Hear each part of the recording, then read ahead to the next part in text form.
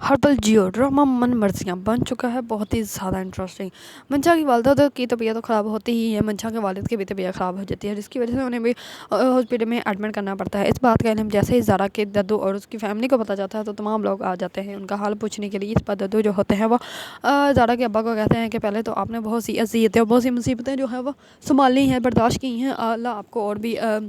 हिम्मत दे, क्योंकि अभी आपकी ज़िंदगी और भी ज़्यादा लंबी पड़ी है, आपको ज़्यादा परेशान होने की ज़रूरत नहीं है, सब कुछ ठीक हो जाए, हम लोग हैं ना आपके साथ। इतने में दूसरी तरफ ज़ारा जो होती है वो करती है मंशा को कॉल और कहती है कि ताई जान जो है वो तुम्हारे बारे में ही पूछ रही हो, तुम्हें बुला रही है, तुम्हें आ जाना चाहिए यहाँ पे उनसे मिलने के लिए। वो उनकी तबीयत बहुत ज़्यादा ख़राब है। इस वजह जो होती है मंशा वो कहती है कि तुम जानबूझ के मेरे साथ ऐसा कर रही हो ताकि मैं वहाँ पे आ जाऊँ और तुम्हारी वाहवाही हो, मेरी फिर से इंसल्ट हो, मुझे फिर से बातें सुननी पड़े। इस वजह जो होती है ज़ारा वो कहती है मेरा ऐसा कोई मकसद नहीं है, उनकी तबीयत बहुत ज़्यादा ख़राब है और तुम्हें यहाँ पे आना चाहिए, तुम्हें यहाँ पे होना चाहिए, वो सिर्फ तुमसे मिलना चाहते हैं। इस बार मंशा जो होती है वो कहते हैं कि मुझे आप शर्म मत करना, वो कॉल कट कर करके आराम करके सो जाती है।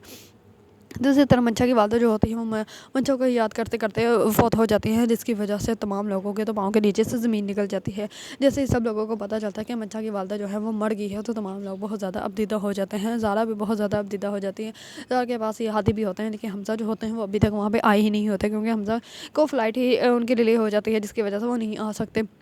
दूसरी तरफ